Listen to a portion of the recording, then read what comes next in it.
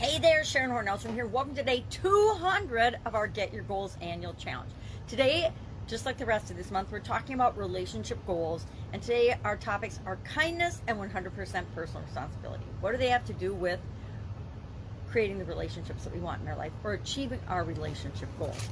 We'll talk about this a little bit. And then our action item today is going to be to go out and throughout the course of your day, do one small act of kindness. Now, it doesn't have to be a big thing. It can be a big thing, but it doesn't have to be a big thing. But in one of your relationships, just think of one little act of kindness that you can do to show the other person that you care about them, that you want to be responsible for your share of the relationship, which, because in relationships, it takes both parties to choose to participate. So what the heck is kindness? Well, kindness is actually the foundation of most of our relationships, right? Kindness, friendship, camaraderie, mutual trust. Kindness builds trust, right? If we're kind to other people, if we treat people the way we want to be treated, they tend to treat us in like kind, right? Like kind behavior. I need my magnifying glass, of course. Kindness gives us an opportunity to show empathy, to show that we understand and we can relate to the person that we are in a relationship with. Small acts of kindness, which is the action item we're doing today, are often more important. I wanted to say just as important as big acts of kindness, but I think the small acts of kindness that we do that become habits, that we just, that's the way we behave toward other human beings, show who we really are and help us to develop and be better human beings. Showing empathy and understanding is an act of kindness, and it builds trust in our relationships. Personal responsibility, well, where the heck does that come in when it comes to relationships and the relationship goals we set for ourselves? Now we need to embrace accountability, right? We need to realize that we are responsible for our own thoughts, beliefs, actions, behaviors, and the results of those and the consequences. So results to me is a positive thing, consequences is a negative thing, but not necessarily. They can be used interchangeably. But we have to understand that we are 100% responsible for the things that we can control in every area and aspect of our life, and especially in relationships, right? So often, and I always hear people say they want to, I'll give 50% and the other person needs to give 50% for our relationship to work. But the truth is, we need to give 100% of ourselves to the relationship, and the other person needs to do the same if we really want our relationships to work. I learned that from my parents. They had an incredible relationship because they both adored the other person and they gave 100% to the relationship, making sure that it was healthy and worked, and that they did the things that we're talking about throughout this entire month about relationships. They were very, very kind. My mom is still alive. My dad passed away about almost 9 years ago in December. Very kind people, very loving people, very moral, virtuous, and core value driven people. It also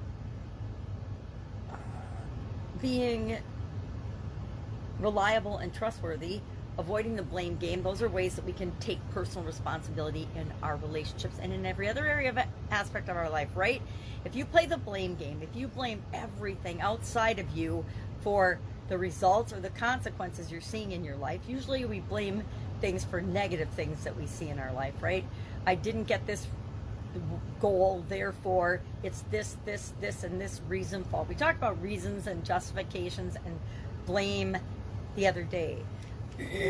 So we want to avoid blaming other things besides us because we can't control those things. We want to take responsibility because that gives us more control over things that are usually hard for us to control, especially relationships.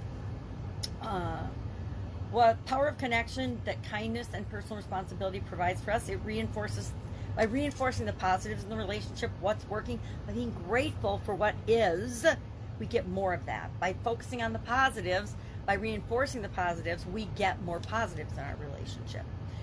Resolving conflict amicably is another way to use the power of kindness and personal responsibility in our relationships and to get our relationship goals. And then building emotional intimacy also helps us to build trust, improve our relationships. And finally, here's some practical tips for enhancing kindness and personal responsibility in your relationships. Number one, Practice active listening. How many times have we talked about that this year? A lot. Why? Because people will tell us everything we need to know if we just listen. I think I say that almost every day in one of my coaching and consulting discussions, or if I'm just talking to my kids or my relatives. Hey, let's practice active listening. And I don't necessarily say let's practice active listening. I attempt to demonstrate it in my communication with the people I come in contact with. Another thing we want to do is communicate with love and respect. Now, there's a tough one, especially in emotional or dramatic situations. Lots of people I've come in contact with, me included at times, tend to take out our emotions or react more strongly around people that we love and care about the most. And I would say we should flip that on its head, or flip switch it. That's a great tool. We should flip switch that, and we should treat the people that we love and care about the absolute best. And that includes ourselves, right? How often do we be frustrated or blame ourselves or beat ourselves up for a result that we got that we didn't like? Like almost every day, some of us. And then finally, prioritize self-care. Again, we've talked about this, I think, every month, how important it is to take care of ourselves. And I am a prime warning about what happens if you don't take care of yourself. In 2010, I've talked about this too, had a sudden cardiac arrest. Why? I wasn't eating right. I wasn't getting any exercise. I wasn't taking care of my mental health or my brain. I wasn't taking care of my emotions and my relationships. Some of them were in absolute shambles. So if you take 5 areas of your life and they're totally out of whack, and actually I was suing the city too. So you take 6 areas of your life for one of my businesses that I was a co-owner in. 6 areas of your life, they're out of whack. Guess what happens? Life finds a way of interrupting. And fortunately for me, it interrupted me, but it didn't finish me off and have me be done. Or I guess I wasn't ready to be done yet. All right, our action item, a small act of kindness today. Do a small act of kindness for someone else, or you could do a small act of kindness for yourself as well.